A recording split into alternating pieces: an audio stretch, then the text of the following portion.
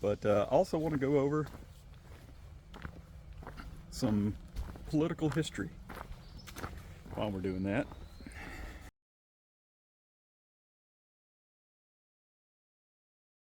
So I haven't heard much about my particular view on political history, but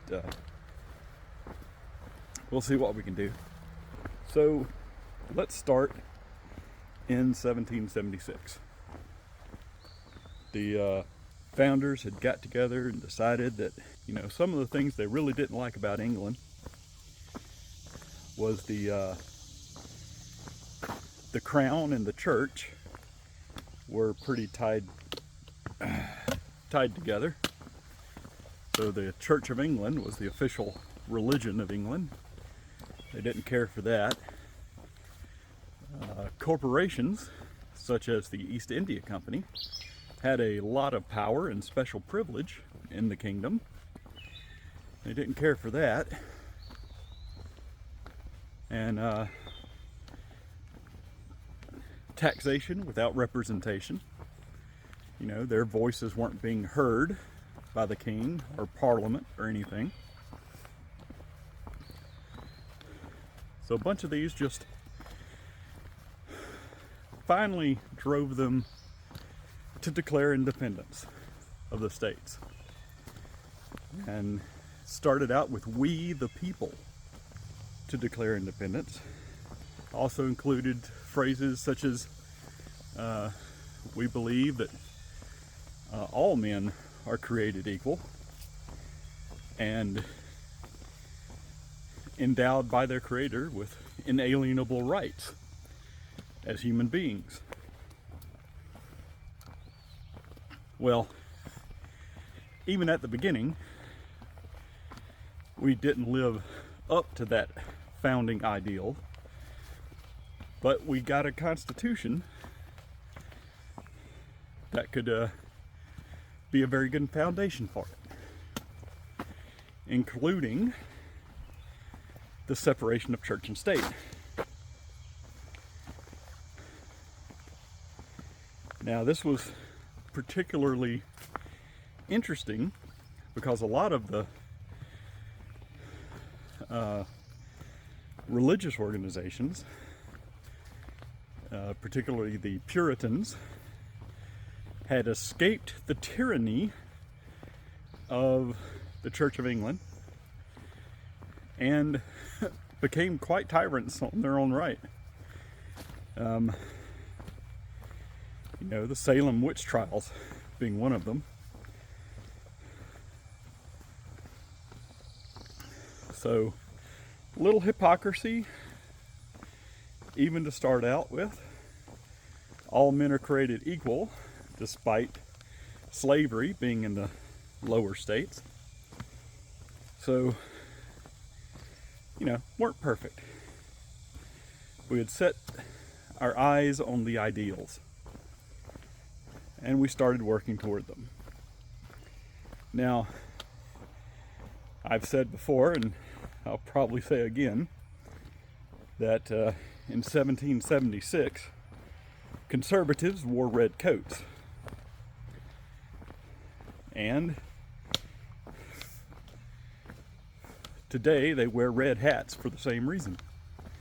They prefer a king. They prefer to be ruled. They prefer to be told what is acceptable and what is not. They claim and shout freedom, but when it comes down to letting other people be free to do as they feel and as they think and as they want to do, they can't stand that. They actually hate freedom if it's not their own freedom to oppress and rule over other people. So in the beginning, our country had a unofficial motto, "E pluribus unum," which means out of many, one. So the founding ideals were to have a diverse nation and that included a variety of people, a variety of religions. As one of our founders put it, it does me no harm if my neighbor believes in one God, or many gods, or no gods at all. It neither picks my pocket, nor, and I can't remember what else he said. Can't remember the rest of that quote. Anyway, so they were definitely 100% in favor of pagans, atheists, Catholics, Protestants, Baptists, Rastafarians, all kinds of people being citizens with equal protection under the law. And I don't see how anyone with an ounce of objectivity and honesty could possibly say otherwise. I mean, that was the intent behind our founding documents. Now, ever since then, you have had the redcoats that decided to stay in this new nation trying to undermine that. One of their biggest successes is when they got In God We Trust put on our money. And then later in the 50s, they inserted Under God into our Pledge of Allegiance. And they made the In God We Trust the official motto of the United States. Completely going against our Constitution, our Bill of Rights, Declaration of Independence. So,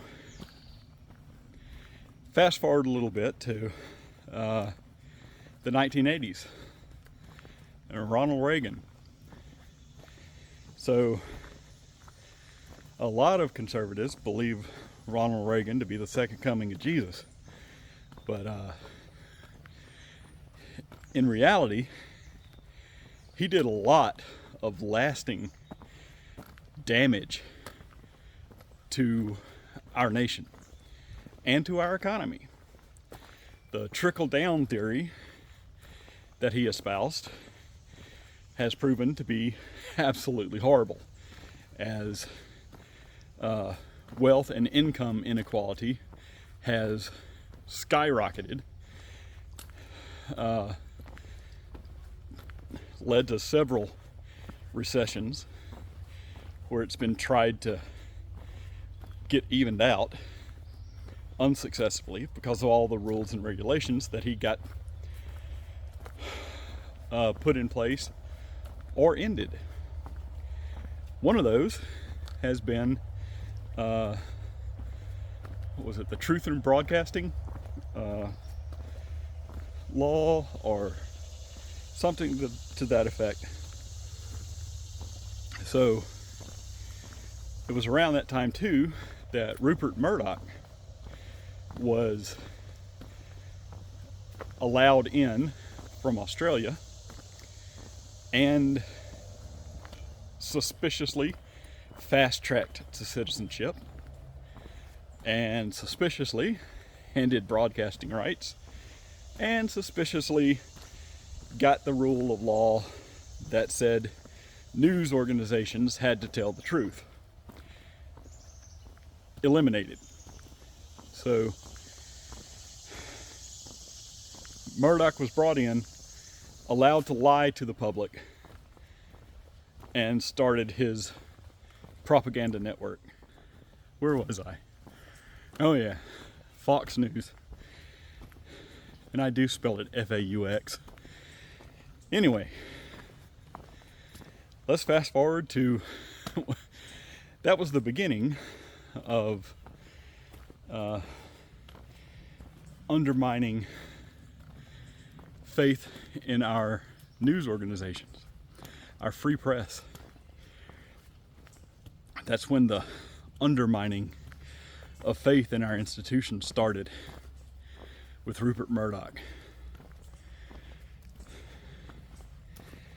Now, Trump, even before he started running, was doing that.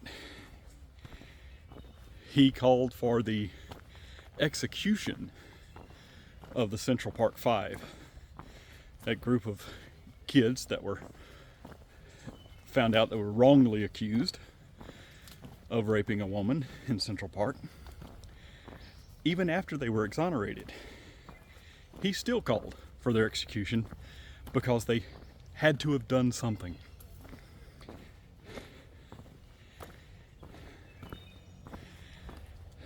And calling the trial and stuff corrupt. And then he started coming out more and more, calling trials corrupt, judicial decisions corrupt. He even races that he won in the primaries, he called them corrupt because he didn't win by enough. So he started that, undermining faith in our institutions long time ago. And he even began attacking our media for not telling the truth when they told the truth about any of his positions, his campaign rallies, the polls, all that stuff. So yeah, undermining faith in our news sources, our judicial system, and other areas of our government. And Trump has been doing that pretty much since he decided to run for president. No, not since he announced, since he decided. And attacking immigrants and the border and stuff like that. Still attacking our institutions. I'm skipping over some things I'd like to say about Trump himself, but this is more about his history of undermining faith in our government and stuff like that. So the right and Trump's history of doing such things really makes me think of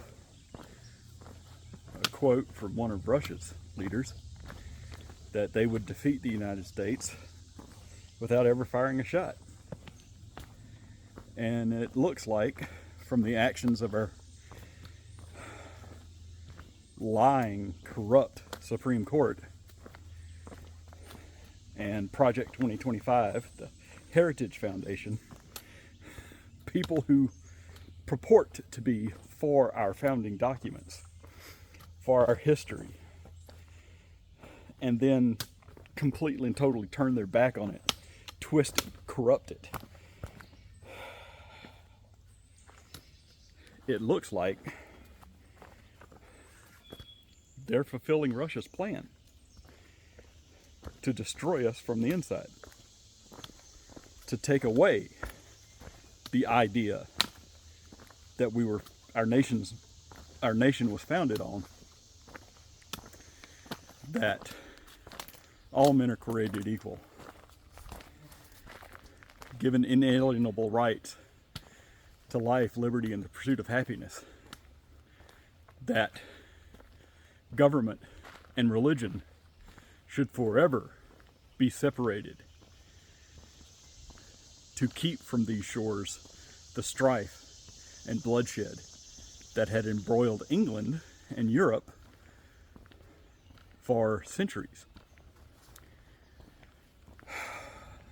But the right has slowly been chipping away at all of that, seeking to destroy it. And it's evidenced by all of the people who are happy that the government, and let me put it this way so that you might understand the problem. The religious right has used the force of government to compel exposure and adherence to their chosen religion. Not yours, not mine, not a majority of citizens in the United States. Their particular flavor of religion has been written into law. But the force of government has compelled this. They have used the force of government to compel women to give birth even when they don't want to. They have used the force of government to compel doctors to let a woman die rather than have an abortion, a life-saving abortion. So, right now, the party that was supposed to be the party of limited government and individual freedom has become completely opposite. They are for using the force of government to compel your religious views, to compel your medical choices, to compel your family planning choices, to even, and they're going to start on compelling your social choices, who you can love, who you can marry. So yeah, they're not for freedom. They're for the exact opposite of everything that the United States of America was founded on and has stood for up until the mid 80s, late 80s. Truth, justice need to become the American way again. Because right now, all we've got is misinformation and letting the wealthy get away with anything, even starting an insurrection. So that's my political spiel for this hike, and the rest will probably be complaining about the steep uphills and other such things that are out here on the Lewis and Clark Trail.